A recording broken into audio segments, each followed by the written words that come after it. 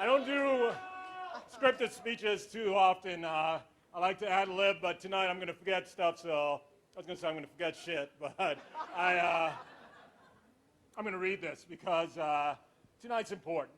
And before I do my scripted stuff, I wanted to say I think Kevin Shinkady is in the room. Where's Kevin?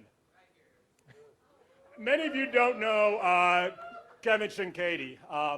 Kevin was the first out queer man to run for Denver City Council. I believe he ran for District 10 against Ed Thomas. It was a shellacking, but Kevin ran, and we volunteered on his campaign. I don't know how many years ago was that? It was 98.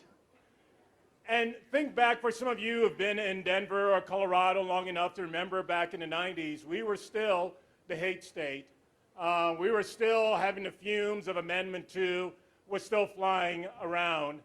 And Kevin decided to put his name into the race and to run. And I have to say to you, brother, thank you so much for the sacrifices that you made in 98 so that we could be standing here today, not just running, but winning on our qualifications, winning on our message, and winning by the vote of the people. I will never forget, Kevin, your race, and all of the men and women, all of the folks whose shoulders we as a queer community stand on. And I want to make sure as a community, we don't forget our trailblazers. We don't forget what Kevin has done. We don't forget what Paul Rosenthal has done. We don't forget what Mark Ferrandino has done.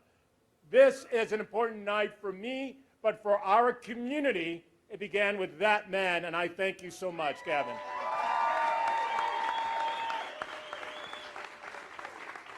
Woo! I feel the sermon coming on. I want to thank my friend and my sister, the Honorable Albert Wedgeworth, for your leadership, for your service, and your lifelong friendship. I love you with all my heart, and I am so grateful. The first person that I spoke to when I decided to run, and the first person to endorse me was Albert Wedgeworth, and I thank you so much for that. In this month of June, as we kick off Pride Month here in Denver, you and the voters of over 7,000 Denverites, I mean the votes are still coming in, but over 7,000 Denverites, you made history tonight. Electing the first queer man to Denver City Council ever. So I want to say, thank you. Thank you. For those queer kids in Denver and the Western Slope, the Eastern Plains, who don't believe their voices can be heard, we will say it loud and clear. Thank you. I'm deeply humbled and honored to stand before you as your newly elected council member representing all of the fine District 9. Thank you for entrusting me with the opportunity of serving you on Denver City Council. I want to express my gratitude to each of you who believed in our shared vision and joined on this journey. Your dedication, your many prayers and support, and hard work made this victory possible tonight.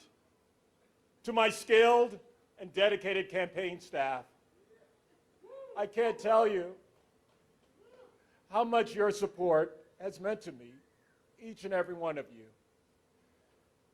Thank you so much, and it is because of you we triumph tonight. Each of you. Your tireless efforts helped us to spread our message of progress, not division, across District 9. I am so grateful for your commitment and your love. I also want to extend my appreciation to my family, who have always had my back, and y'all are going to figure this out. You're going to be with me for 4 years. I cry a lot. So I mean, you're gonna figure it out. But I want to thank my family. To my mother, Lorena Williams is sitting right there. Your love and encouragement. My mom is the phone banking queen. She made close to 800 calls in the last week. And today alone, she made about I think over 100, 200 calls just today. My mom is a beast when it comes to fighting for her children and fighting for her family. And so, Ma, I want to thank you so much for all that you've done. She raised 7 kids on her own, born in the projects, raised in the projects. She is my true hero, and I thank you so much, Ma.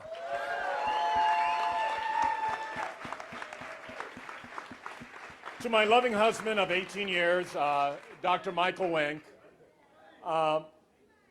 we've had 20-something years of friendship, 18 years of marriage, and it gets better every day.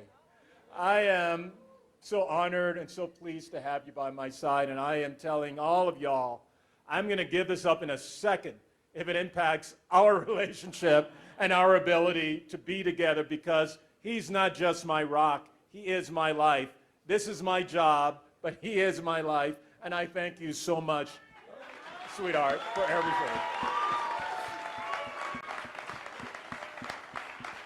Now, as I look around the room, there are lots of electeds here, and I'm going to be bad and miss names. So I'm asking, if you are an elected official, current, past, please raise your hand and be recognized.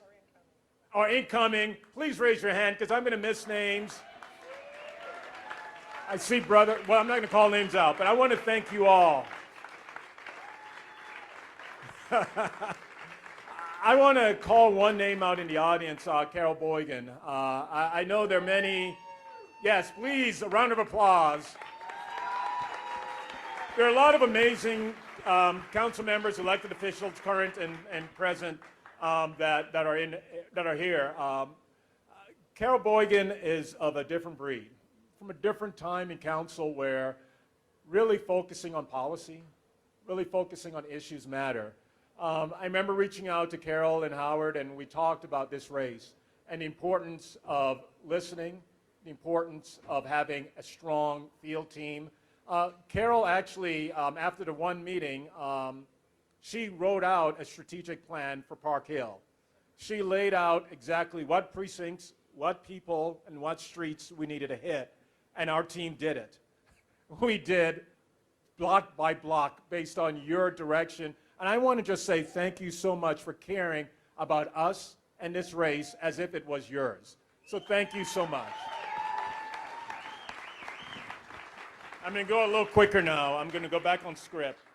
This campaign has never been about one individual. Instead, it is about the collective power of our community. It is about the visions, the voices of the people at every door that we knocked and every phone we called in District 9. I want you to know we listened to the residents of District 9, and we learned. You wanted a leader who will collaborate with council colleagues like the amazing Amanda Sandoval that's standing there. You want a leader who is responsive to constituents who call or email with their hopes, their dreams, and or their concerns. I listened and I heard you. You want a leader who will implement pragmatic solutions to reduce crime, to increase affordable housing, and to help Denver not only imagine a great city, but to build that great city with you. Together, we will do this. As we begin our work together, let me assure you that I will be a council person who will represent every person in a fine District 9, from Globeville to Five Points, from Cole to Elyria, Swansea, Clayton to North City Park and Skyland, and finally from Park Hill to my home neighborhood that I love with all my heart, Whittier. Each neighborhood, each block, each household, and each person, you are the priority for me and my campaign and my staff every day that I'm in council. This is a time of incredible opportunity with a new mayor still to be announced, and once that person is announced, I look forward to supporting them and working collaboratively with them. Our new council members, I see some of them in the audience tonight. I can't wait to work with you. Our new council members, and we have the power to create transformational change that impacts our small businesses, our schools, our streets, our neighborhoods, our green spaces, and our downtown. I'm committed to elevating your voice at City Council so that we bring to District 9 the resources, the attention, and the love it deserves. But I cannot do this alone. I urge each one of you to stay engaged, to share your ideas, and to get involved in council business so that your city government is accountable to the people who elected it. Our success will depend on our shared commitment to a better future. Our work together continues. Together we will shape a district that is inclusive, that's compassionate, prosperous for all. Together we will write a new chapter in the story of District 9, a story filled with hope, progress, and endless possibilities. Thank you, Denver City Council District 9, for entrusting me with this exceptional honor. I am stoked. I can't wait to get started. Let's get to work, people. But tonight, we party. Thank you. And folks, before I leave, I wanted to say one other thank you before I leave. I got to tell you, running races for City Council, it takes a lot out of you. I had a friend that ran for Denver City Council District 9 that's sitting right here, Quan Atlas. Let me be clear. I could not have won this race without your help, brother. And I want to be also clear about our relationship in this race. When Quan and I stood on the stage and we debated, my focus was, let us elevate the issues impacting small businesses in 5 points. Let's elevate the issues impacting black people and black businesses and the whole community. It was not, let me figure out how to attack Quan Atlas so I can get an extra vote to win. I made him a promise from our first debate that, brother, I love you, I'm proud of you, I will support you, and whomever wins, we will be supporting that person. And we stuck to that promise, not because of the other person in the race, but because we knew what this meant to our community. We knew what leadership was required.